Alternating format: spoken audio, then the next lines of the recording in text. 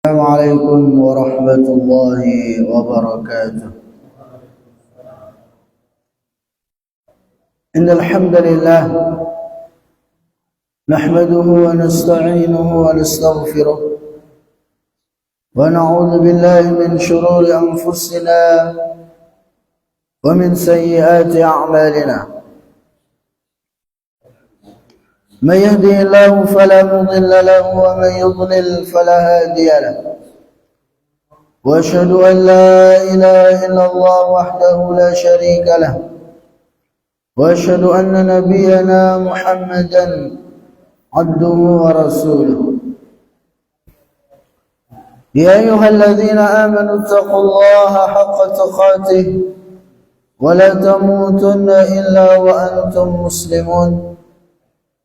يا أيها الناس اتقوا ربكم الذي خلقكم من نفس واحدة وخلق منها زوجها وبث منهما رجالا كثيرا ونساء.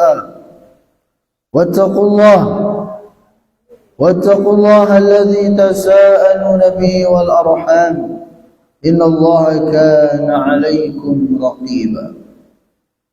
رب اشرح لي صدري ويسر لي أمري واحلل عقدة من لساني يفقهوا قولي. اللهم انفعنا بما علمتنا وعلمنا ما ينفعنا وزدنا علما يا رب العالمين. Para jemaah yang mudah-mudahan dimuliakan dan dirahmati oleh Allah Azza wa Jalla, puji dan syukur senantiasa kita panjatkan kepada Allah Subhanahu wa taala atas segala limpahan nikmat dan karunia yang telah Allah Subhanahu wa taala berikan kepada kita semua. Terkhusus nikmat iman dan Islam, begitu pula nikmat kesehatan dan kesempatan yang alhamdulillah Allah Subhanahu wa taala masih karuniakan kepada kita hingga detik ini. Maka sudah semestinya bagi kita untuk terus berusaha menggunakan sisa-sisa dari nikmat umur dan kesempatan yang masih diberikan kepada kita ini untuk memperbanyak amal saleh, untuk memperbanyak ketaatan-ketaatan kepada Allah Subhanahu wa taala, sehingga tatkala nanti kita berjumpa dengannya di hari kiamat, kita sudah dalam kondisi memiliki bekal yang cukup. Ya. Dan sebaik-baik bekal menuju negeri akhirat adalah amal saleh. Sebagaimana sabda atau firman Allah Subhanahu wa taala, "Wa tazawwadu fa inna khairaz zadi taqwa." Dan berbekallah kalian, dan sungguh sebaik-baik bekal adalah ketakwaan kepada Allah Subhanahu wa taala. Nah, para jamaah yang ulun muliakan, pada kesempatan ini kita akan lanjutkan pembahasan kita dari kitab Riyadhus Shalihin. Itu kita akan lanjutkan pembahasan kita dari babul khauf. Ya. Babul khauf, di mana babul khauf ini bab tentang rasa takut. Ini adalah bab yang ke-50 dari kitab Riyadhus Shalihin. Kita akan bacakan hadis yang ke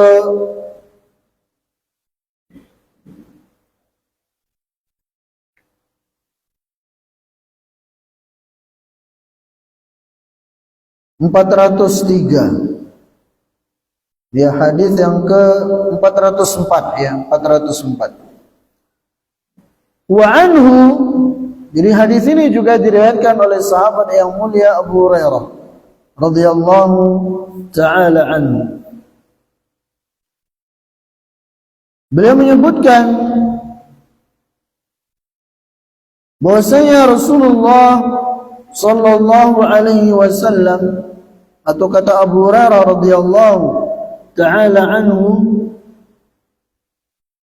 kunna ma'a Rasulillah sallallahu alaihi wasallam. Faqala, kami pernah bersama Nabi sallallahu alaihi wasallam, kata Abu Hurairah, duduk bermajlis. Biasanya para sahabat ngumpul bermajlis bersama Rasulullah sallallahu alaihi wasallam. Nah, kemudian di sana Rasulullah sallallahu alaihi wasallam bersabda, "Hal tadruna ma hadza?" Apakah kalian tahu suara apa ini?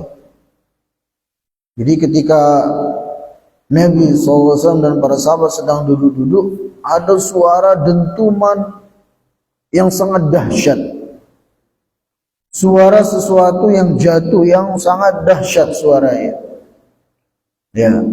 Maka kemudian Nabi SAW bertanya, "Tahukah kalian, ya suara apa yang barusan itu?" Maka kami pun mengatakan, Allah wa rasuluhu a'lam. Allah dan Rasulnya yang lebih tahu. Kemudian Nabi SAW bersabda, "Hadza hajarun rumiya bihi finnar mundu sab'ina kharifa." Yang artinya, ini adalah batu yang dilempar ke dalam api neraka 70 tahun yang lalu. Fahuwa yahwi finnar, maka batu yang dilempar di neraka itu terus melayang, terjun jatuh. Hatta intaha ila qa'riha, sampai tiba di ujung kedalaman dari neraka jahanam. Fasami'tum wajbataha, dan sekarang kalian baru mendengar suara jatuhnya itu. Jadi bayangkan, batu besar dilemparkan ke dalam api neraka. Ya, sehari ini dilemparkan misalnya. Sampai dasar neraka itu kapan? 70 tahun yang akan datang. Ya, baru batu itu terjun ke bawah 70 tahun baru sampai ke dasar api neraka. Hadis ini sahih, diriwayatkan oleh Imam Muslim. Nah, para jamaah yang muliakan, dari hadis yang mulia ini ada beberapa pelajaran atau faedah yang bisa kita ambil. Yang pertama adalah umku jahannam wa bu'du qa'riha wa anna waqudaha an-nas wal hijarah wa hadha yaqtadi shiddat 'adzabiha wa huwa yastad'i al-khawfa minha. Jadi hadis ini menunjukkan kepada kita tentang kedalaman neraka jahanam itu. Ya. Bagaimana dalamnya, bayangkan. Batu dilemparkan 70 tahun baru sampai dasar. Ya. Dalamnya berarti luar biasa sekali. Bayang gitu kayak apa itu dalamnya api neraka itu. Nah, ini kalau kita mengingat, mengetahui, memahami hal seperti ini akan menjadikan kita semakin takut dengan Allah. Ya, semakin takut kepada Allah Subhanahu wa taala, takut dengan ancamannya, takut dengan azabnya, takut dengan dahsyatnya api neraka yang menunggu. Ya, yang menunggu orang-orang yang kufur, yang ingkar, yang bermaksiat kepadanya. Ya, di neraka menunggu yang kedalamannya luar biasa. Begitu pula luasnya neraka itu. Ya, sampai-sampai setelah penghuni neraka sudah dimasukkan ke dalam api neraka, Allah Subhanahu wa taala berfirman kepada neraka, halim tala. Dalam surah Qaf Allah berfirman, yauma naqulu li jahannam halim talat wa taqulu hal min mazid Ya, pada hari di mana kami katakan kepada api neraka, wahai neraka, apakah engkau sudah penuh? Apa jawaban api neraka? Hal min mazid, kata api neraka. Masih adakah tambahan? Ya. Ini menunjukkan besarnya, luasnya dan dalamnya api neraka itu. Sampai minta tambahan terus. Ya. Nasallallahu as-salama wal afiyah. Macam itu. Jadi hadis ini menunjukkan kepada kita tentang dalamnya, besarnya ya api neraka itu. Wa anna waqudahan nas wal hijarah, dan bahwasanya bahan bakar api neraka itu adalah manusia dan batu. Ya. Bahan bakar api neraka apa? Manusia dan batu. Sebagaimana yang Allah Subhanahu wa taala firmankan dalam Al-Qur'an. Ya ayyuhalladzina amanu qu anfusakum wa ahlikum nara waquduha an-nas wal hijarah 'alayha malaikatun ghiladun syidad la ya'sunallaha ma amarahum wa yaf'aluna ma yu'marun. Dalam surah At-Tahrim, Allah Subhanahu wa taala berfirman, wahai orang-orang yang beriman, selamatkanlah diri kalian dan keluarga kalian dari api neraka yang bahan bakarnya adalah api dan manusia. Api yang bahan bakarnya adalah manusia dan batu. Ya, an-nas wal hijar, manusia dan batu. 'Alaiha malaikatun ghiladun syidad, yang dimana dalam api neraka itu penjaganya adalah malaikat yang bengis, yang kasar, yang nurut patuh sama Allah Subhanahu wa taala, tidak pernah menentang perintah Allah Subhanahu wa taala. Ya. Ini menunjukkan kepada kita kedahsyatan dari api neraka. Jadi bahan bakarnya manusia dan batu, kemudian penjaga-penjaganya adalah malaikat yang bengis, yang keras, yang kasar. Tapi walaupun begitu mereka semua patuh taat sama Allah. Di antaranya adalah itu malaikat Malik. Maka penghuni neraka dalam Al-Quran mengatakan kepada malaikat Malik, wa nadaw ya Malik liyaqdi alaina rabbuk qala innakum makithun. Jadi penghuni neraka mengatakan, wahai Malik, wahai malaikat Malik, penghuni penjaga neraka, liyaqdi alaina rabbuk, cobalah kami ini dimatikan saja. Ya, minta sama Tuhanmu agar kami ini dibinasakan saja. Kami enggak kuat disiksa terus dalam api neraka ini. Tolong kami binasakan, matikan saja kami. Maka apa jawaban malaikat Malik? Qala innakum makithun.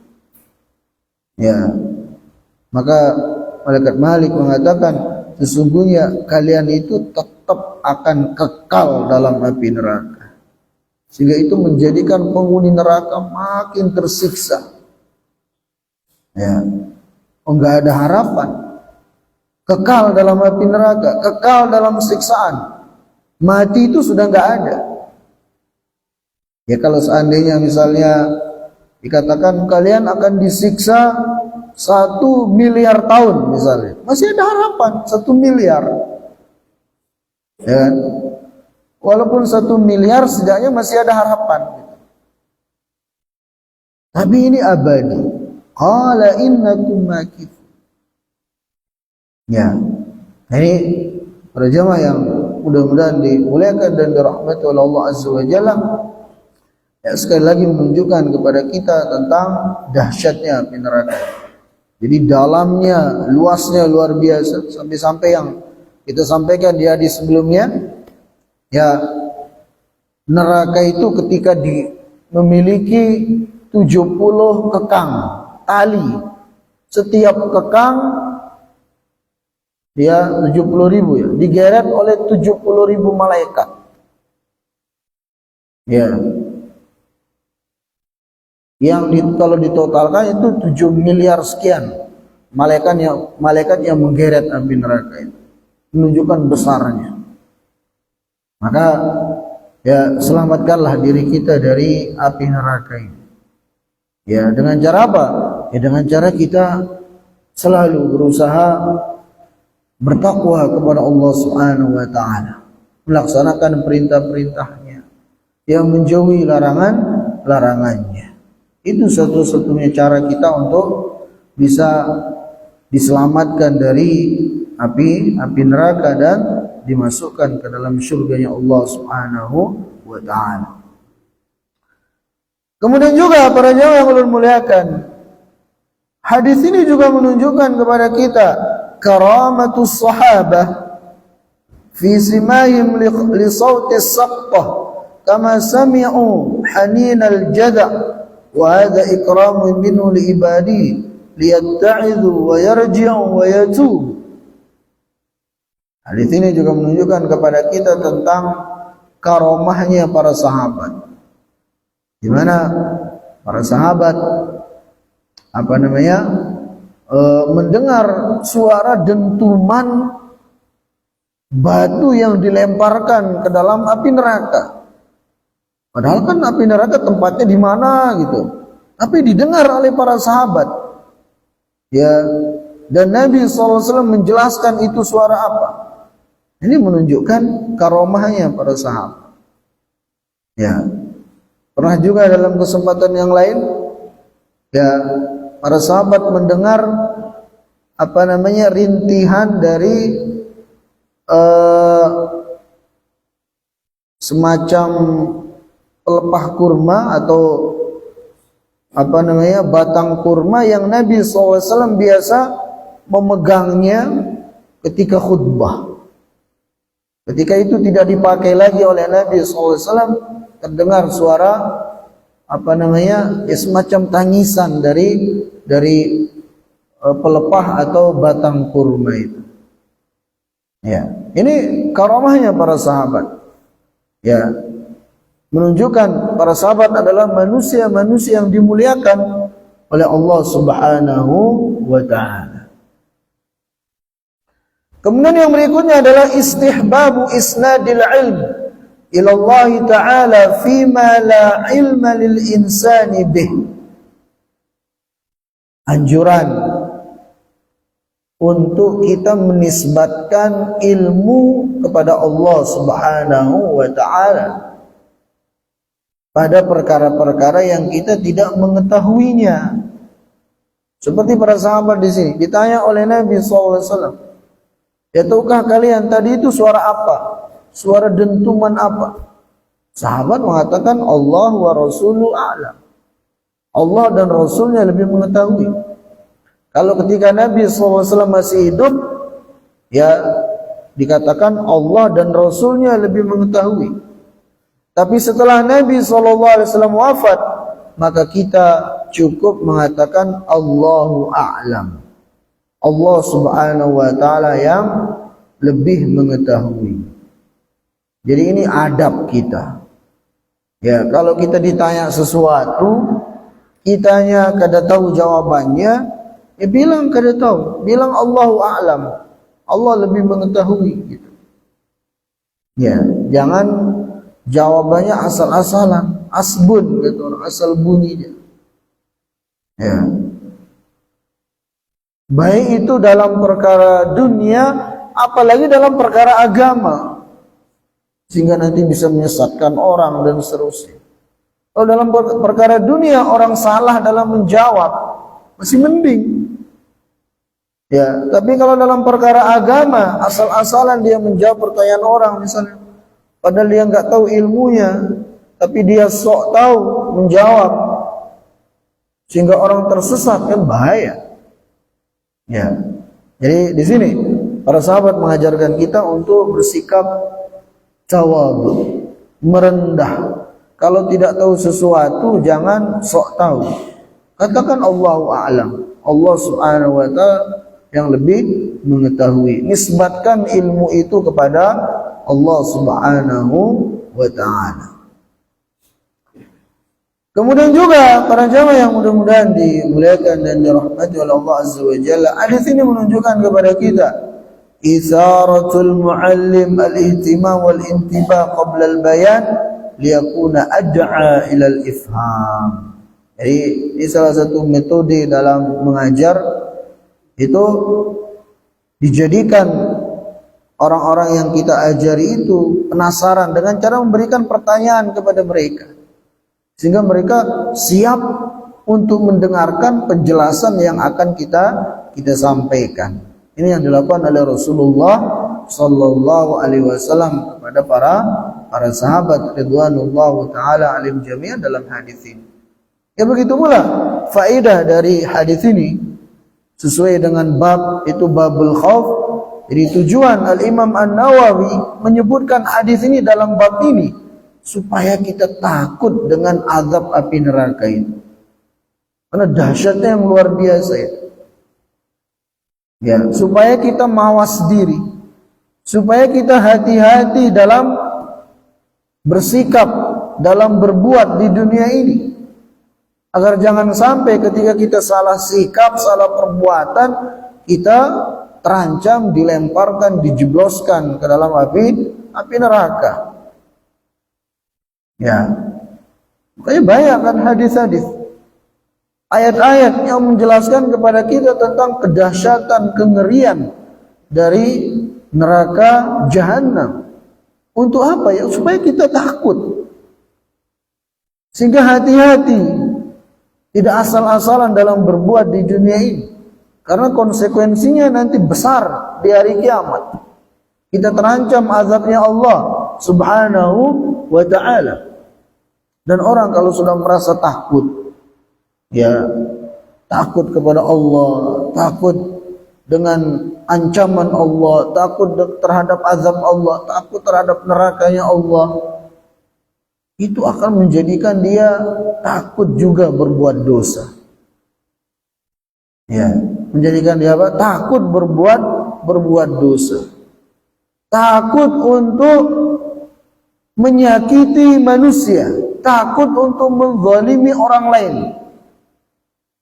Bahkan kalau seandainya pun misalnya, ya tanpa sengaja, taruhlah tanpa sengaja, dia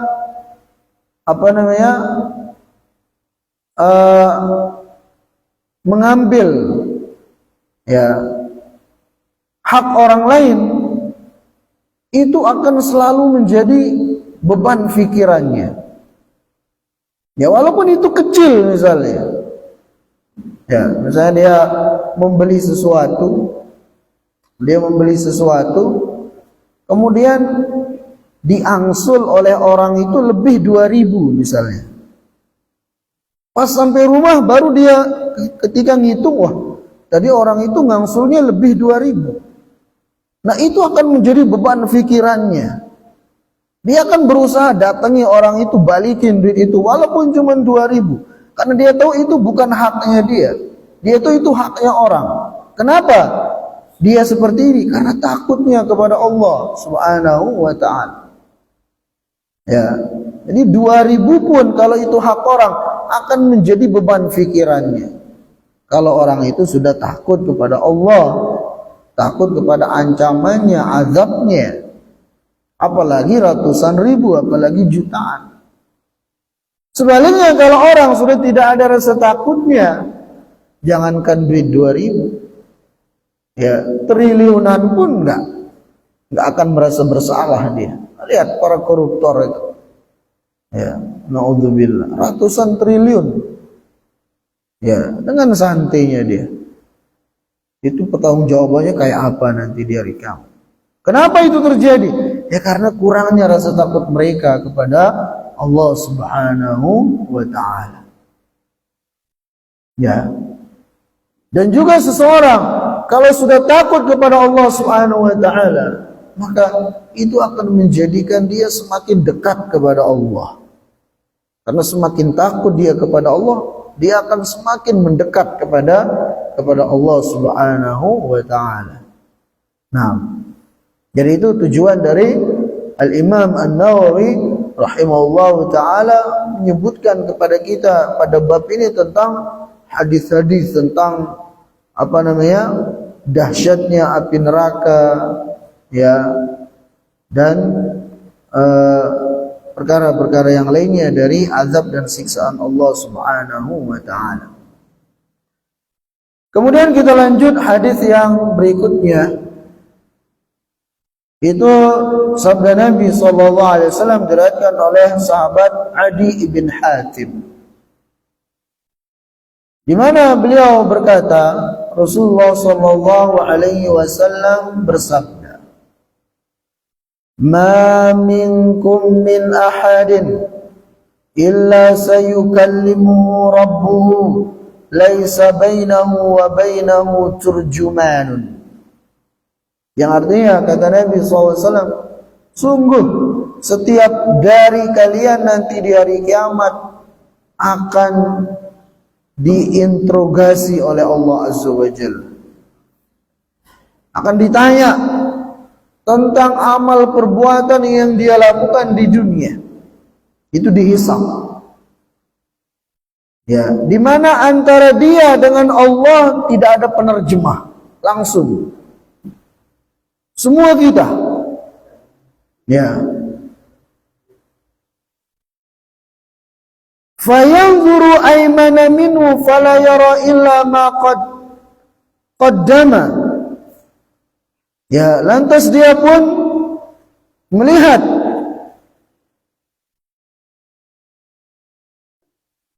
kepada bagian kanannya, maka dia pun tidak melihat kecuali seluruh amal perbuatan yang pernah dia lakukan. Wa yanzuru ash'ama minhu fala yara illa ma qaddama wa yanzuru baina yadayhi fala yara illa an-nar tilqa'a wajhihi. Ketika dia melihat ke bagian kirinya, ya, arah kirinya, dia tidak melihat kecuali seluruh amal perbuatan yang pernah dia lakukan di dunia. Ini ketika dia diajak bicara oleh Allah, diinterogasi. Wa yanzuru baina yadayhi fala yara illa an-nara tilqa'a wajhihi. Dan ketika dia melihat ke hadapannya, maka dia tidak melihat kecuali neraka sudah berada di depan wajahnya. Ya. Kemudian kata Nabi SAW, fattaqun nar walau bisyiqqi tamratin. Maka selamatkanlah diri kalian dari api neraka, walaupun hanya dengan bersedekah dengan separuh kurma. Jadi cuma punya satu butir kurma, nggak ada lain. Kalau memang cuma punya itu, sedekahlah untuk menyelamatkan diri kalian dari api neraka, walaupun dengan separuh kurma, ajar Nabi sallallahu alaihi wasallam. Faman lam yajid fabi kalimatin thayyibatin. Dan barang siapa yang tidak memiliki apa-apa atau setengah kurma pun enggak punya untuk disedekahkan, maka hendaknya dia bersedekah dengan kata-kata yang baik. Ya, baik itu dengan zikir atau dengan berkata santun kepada saudaranya sehingga menyenangkan saudaranya, maka itu bernilai sedekah untuknya. Hadis ini sahih diriwayatkan oleh Imam Bukhari dan Muslim. Nah, para jamaah yang mudah-mudahan dimuliakan dan dirahmati oleh Allah Azza wa Jalla, apa pelajaran-pelajaran atau faedah-faedah yang bisa kita ambil dari hadis ini? Maka diantaranya yang pertama, qurbullah ta'ala min 'abdi yaumal qiyamah idh laysa bainahuma hijab wala wasitah wala turjuman falyahdharil mu'min min mukhalafati amri rabbih. Jadi hadis ini menunjukkan kepada kita tentang dekatnya seorang hamba dengan Allah nanti di hari kiamat. Semua kita, khususnya ketika kita dihisab, diinterogasi, ditanya atas setiap amal perbuatan yang kita lakukan di dunia ini, di mana antara kita dengan Allah tidak ada hijab, tidak ada penghalang, tidak ada perantara, tidak ada penerjemah. Maka hendaknya kita bersiap-siap untuk menghadapi hal itu. Dengan cara apa? Ya dengan cara jangan sampai kita menyelisih perintah Allah. Bersiap-siap untuk menghadapi hari itu dengan cara kita bertakwa kepada Allah, melaksanakan perintah-perintahnya, serta menjauhi larangan-larangannya. Ya. Hendaknya kita takut dengan hari itu. Hari di mana kita berdirikan di hadapan Allah untuk dimintai pertanggungjawaban atas perbuatan yang kita lakukan. Maka takut seperti ini yang akan mengantarkan kita untuk bisa meraih syurganya. Sebagaimana firman Allah dalam Al-Quran, wa amma man khafa maqama rabbih wa nahan nafsa 'anil hawa fa innal jannata hiyal ma'wa. Adapun orang-orang yang takut terhadap kedudukan Tuhannya, ya, lantas karena takutnya terhadap kedudukan Allah Azza wa Jalla, dia pun mengekang hawa nafsunya dari ya hal-hal yang dilarang oleh Allah Subhanahu wa taala. Fa innal jannata hiyal ma'wa, maka surga yang akan menjadi tempat kembalinya. Ya. Maka persiapkan diri kita untuk hari itu, hari di mana kita akan ditanya, diinterogasi oleh Allah Subhanahu wa taala. Ya. Kemudian selanjutnya, hadis ini juga menunjukkan kepada kita mas'uliyatul insan an amali falyahris ala salahil amal fa innahu la yanfa'u syai'un yawmal qiyamah illa amaluhu salih ba'da rahmatillahi ta'ala. Tanggung jawab manusia atas setiap amal perbuatan yang dia lakukan di dunia ini. Oleh karena itu hendaknya setiap kita bersemangat untuk mengerjakan amal soleh, karena sesungguhnya tidak akan ada yang bisa memberikan manfaat kepada kita nanti di hari kiamat kecuali amal soleh kita dan rahmat kasih sayang Allah Subhanahu wa taala kepada kita. Ya, orang lain nanti di hari kiamat nggak akan peduli dengan kita, khususnya di padang mahsyar itu. Khususnya ketika kita dihisab itu, nggak ada yang saling peduli. Ya, sudah kita bacakan ayatnya pada kesempatan yang lalu. Pada hari di mana seorang itu akan lari dari saudaranya, lari dari ibu bapaknya, lari dari istri dan anak-anaknya. Nggak ada yang saling memperdulikan di hari itu. Ya, ketika kita dihisab di padang mahsyar, nggak ada yang saling peduli. Nafsi. Setiap kita hanya sibuk dengan diri kita masing-masing. Ya. Maka oleh karena itu, para jamaah yang ulun muliakan, persiapkan diri kita untuk menghadapi hari itu. Ya. Dan karena kita nanti di akhirat itu sendiri-sendiri, maka jangan terlalu banyak mendengarkan ocehan-ocehan orang yang tidak senang dengan ketaatan yang kita lakukan. Ya, kadang ada sebagian orang ketika kita berusaha taat kepada Allah, berusaha rajin beribadah, kadang ada sindiran-sindiran, ada suara-suara yang tidak senang dengan kesolehan yang sedang kita usahakan. Udah nggak usah diperdulikan, toh kita nanti di akhirat sendiri-sendiri. Ya, sibukkan diri kita dengan ibadah kepada Allah Azza wa Jalla. Tak usah terlalu peduli dengan ucapan-ucapan orang yang tidak senang dengan ibadah-ibadah yang kita lakukan. Karena sejatinya kita akan sendiri-sendiri nanti di hari kiamat. Nah, kemudian selanjutnya para jamaah yang ulun muliakan, hadis ini juga mengajarkan kepada kita al-hathu 'ala shadaqat biqadril imkan wat takhalluq bil khisalil hamidah wal muamalah bil lutf walinil kalam. Jadi anjuran kepada kita agar kita berusaha memperbanyak sedekah. Kan dalam hadis tadi kata Nabi sallallahu alaihi wasallam, ittaqun nar walau bisyikki tamratin. Selamatkanlah diri kalian dari api neraka walaupun dengan bersedekah separuh kurma. Nah, ini anjuran dari Nabi sallallahu alaihi wasallam kepada kita untuk berusaha memperbanyak sedekah sesuai dengan kemampuan kita. Ya. Nah, kalau bisa di dunia ini kita itu ada proyek-proyek akhirat gitu. Ya, jangan cuma proyek dunia yang kita cari, yang kita semangat melakukannya. Usahakan juga ada proyek untuk kebaikan akhirat kita. Misalnya sedekah, ya saya tiap hari harus sedekah sekian misalnya. Ya, untuk pembangunan masjid ini misalnya, untuk pembangunan pesantren ini misalnya. Dengan harapan nanti kalau kita sudah meninggal, anak-anak belajar di pesantren itu pahalanya terus ngalir ke kita. Dengan harapan nanti kalau kita sudah meninggal, orang-orang sholat di masjid itu pahalanya terus ngalir ke kita. Ya. Jadi usahakan kita punya proyek akhirat, bagi-bagikan mushaf misalnya. Oh, ada ini di panti asuhan ini nggak ada mushafnya, nah, kita bagi-bagi mushaf. Oh, ada di pesantren ini mereka kurangan mushaf, bagi-bagi mushaf.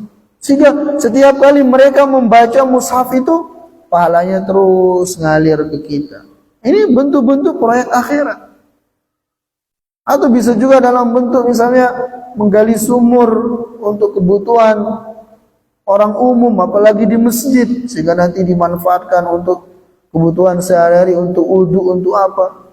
Oh, itu proyek luar biasa untuk akhirat kita. Dan itu disebutkan oleh Nabi SAW dalam sebuah hadis yang sahih. Ya. Nah, jadi kembali anjuran untuk bersedekah sesuai dengan kemampuan. Kalaupun tidak mampu dengan harta, maka dengan ucapan yang baik, dengan akhlak yang mulia, dengan sikap yang santun, ya kepada orang lain, senyum kepada orang lain, itu termasuk dari sedekah ternyata. Kata Nabi SAW, tabassumuka fi wajhi akhika shadaqatun. Senyumnya Anda di hadapan kawan Anda itu bernilai sedekah. Ya, maka jadilah kita orang murah senyum gitu. Nah,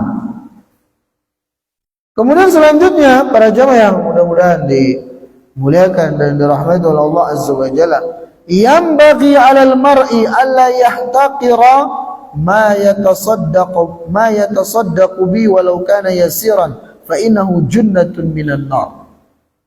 Bahwasanya semestinya bagi seseorang itu untuk jangan pernah meremehkan sedekah, atau secara umum jangan pernah meremehkan amal soleh walaupun itu kecil, walaupun itu sedikit, karena itu akan bisa menjadi sebab seseorang diselamatkan dari api neraka. Itu bisa jadi ya menjadi penghalang dia, menjadi tameng dia dari api neraka. Ya, Rasulullah SAW bersabda, la tahqiranna minal ma'rufi syai'a. Anda itu jangan meremehkan kebaikan-kebaikan sedikit pun.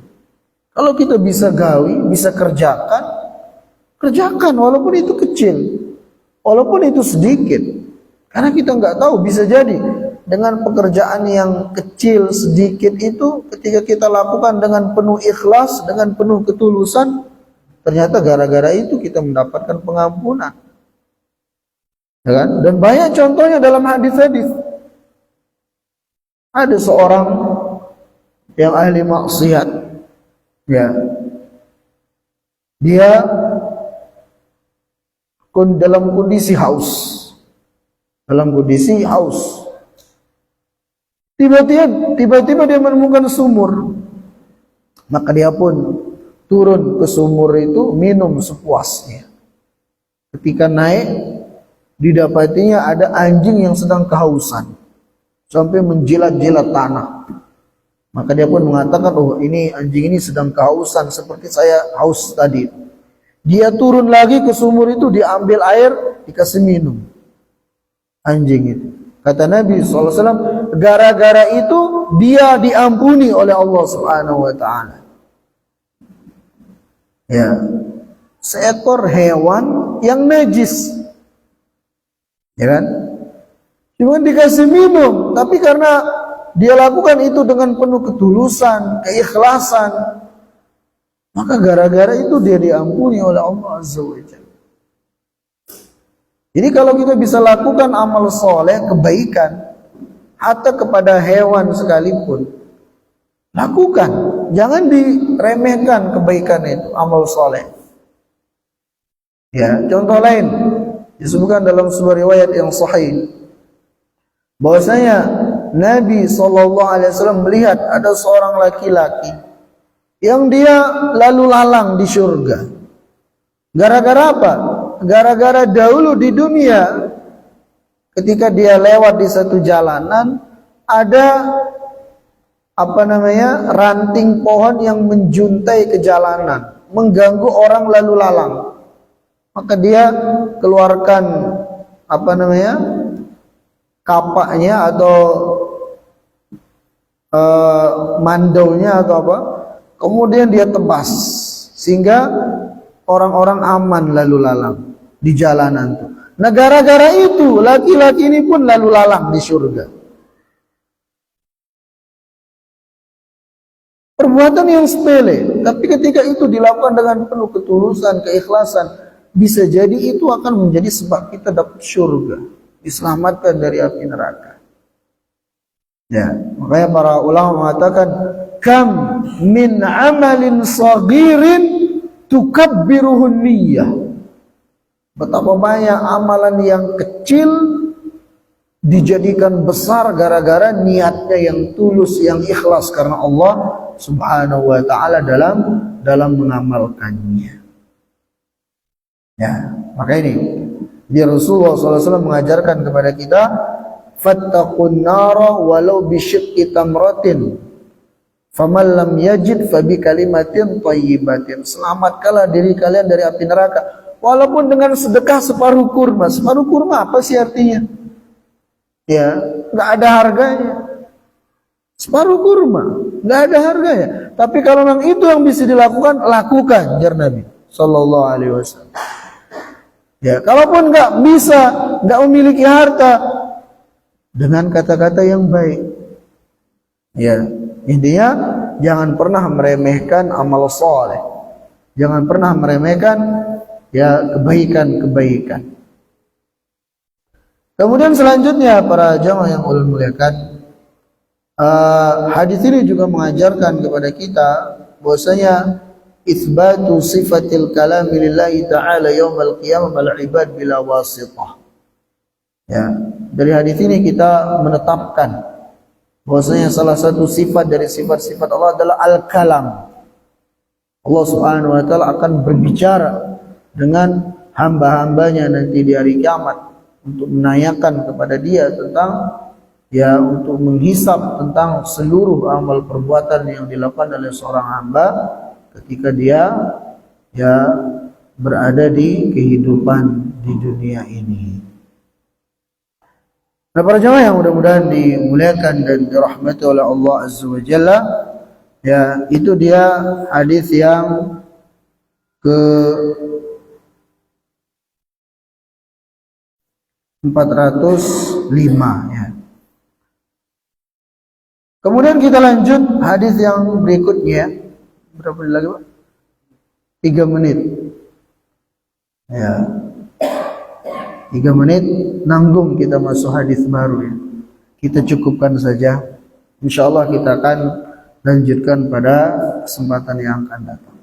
Kita tutup, subhanakallahumma wa bihamdika asyhadu an la ilaha illa anta astaghfiruka wa atubu ilaik. Assalamualaikum warahmatullahi wabarakatuh.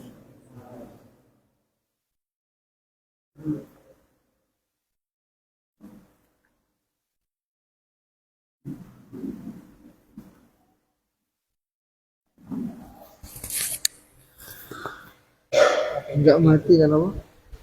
Nggak mau mati. Nah, bingung itu. Biasanya kan pas Oh ini selesai itu